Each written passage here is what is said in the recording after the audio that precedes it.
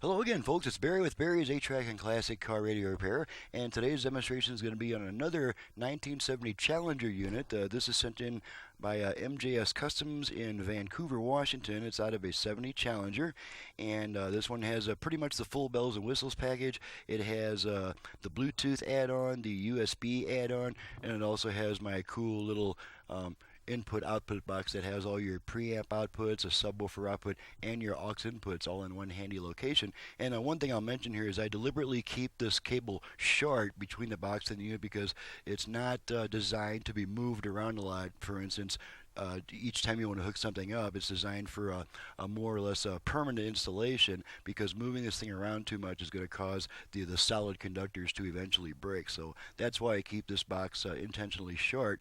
And so let's go ahead and turn this puppy on and run it through its paces. I have it set to FM at the moment, so let's turn her on. Here, and my perception is that. And we're just going to run it across the dial, make sure we pick up a good number of FM stations. Making Huawei the world's top supplier of mobile phones. I'm just curious what the receptivity is in the medical field. President Trump at our.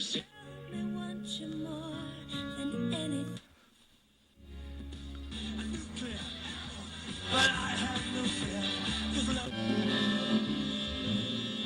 speechless. You know, you're listening to 93.9 The Mouth. Delta. So good. Listen, punch his way into his. And they're running the inside zone to the best down comforters, quilts. Wait a second. high temperatures in the neighborhood of 50. And so I wait.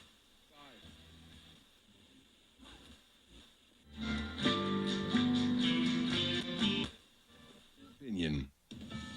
Beyond all man.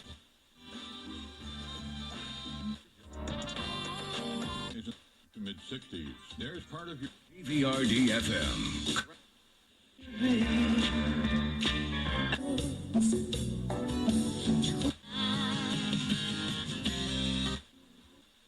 Okay, I counted about 28 or 29 FM stations, pretty typical of this area. Now let's flip it over to AM, and on radios that do not have an AM-FM switch, we switch bands by simply turning the unit off and then back on within about half a second. So here we go, off, on.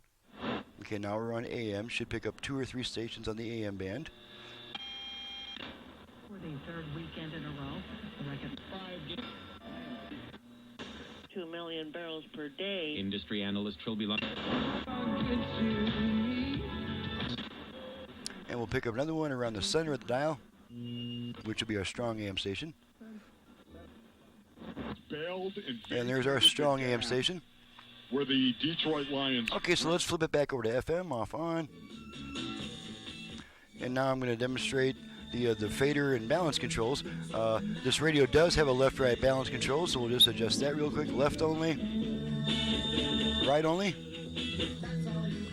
left only, right only. Okay, back to center. Now this radio also has a virtual front-rear fader, which is activated and adjusted using the tone control.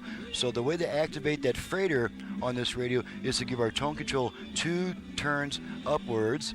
And so what the first thing I'm going to do is rotate the control downwards, so I've got room to rotate it upwards. And I'm going to give this 2 quick turns upwards, and we'll see what happens.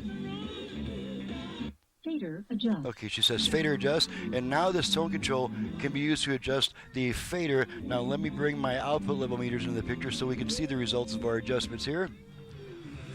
Okay, front only, rear only, front only, rear only. Okay, back to center.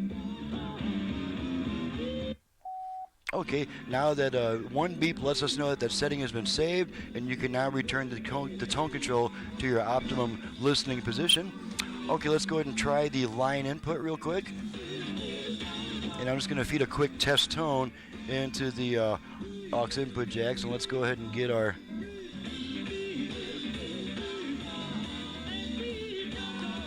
rid of our level meters here because we won't be needing those anymore. Okay, that's me. We don't want me right now. We want this.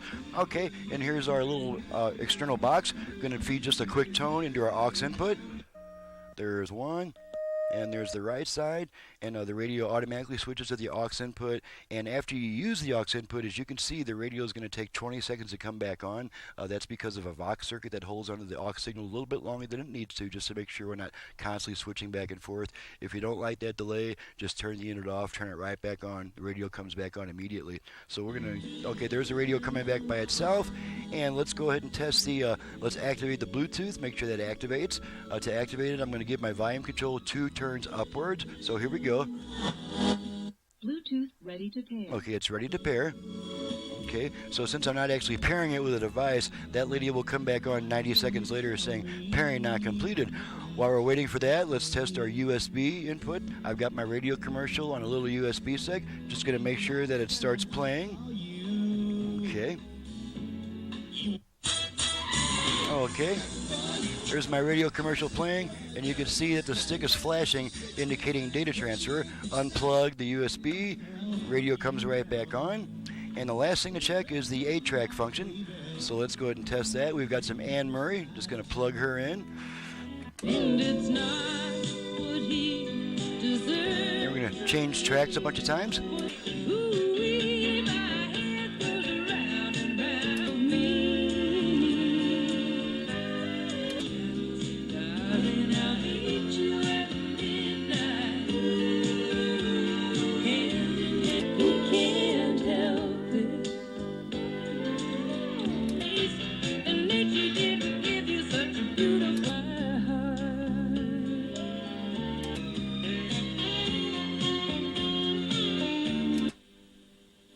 Okay, there's silence between songs, letting us know that the head is properly adjusted. We're not getting any crosstalk.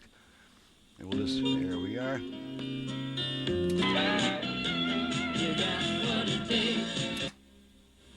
Okay, there's another. Pairing not completed.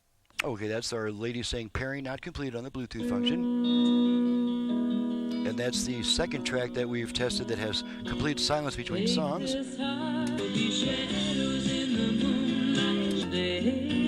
Okay, now to eject the tape, we're going to pull on this plunger. Just going to pull on it. And it lets the tape out enough for you to grab onto it. And the radio comes back on immediately after using the 8-track. So that's a complete test of all the functions. This radio does not have its own dial lamp. So that's that tests all the functions. Everything's ready to go back to the customer, and I'm ready to get on to the next job or maybe to lunch. Once again, I'm Barry with Barry's 8-track and classic car radio repair. Needless to say, if you have an 8-track player either for home or for car use in need of service, you can reach me directly at 928-533-9666. And you've just seen what I can do with a classic car AM radio. I can add FM, USB reader, aux input, Bluetooth, this cool external box that you can't see because I got the wrong camera on the scene. But at any rate, you've seen what I can do with this stuff, so feel free to give me a call or to contact me through email or through my website, which is in the description below. My website, barrys8trackrepair.com. Thank you so much for watching and listening, and we'll see you next time.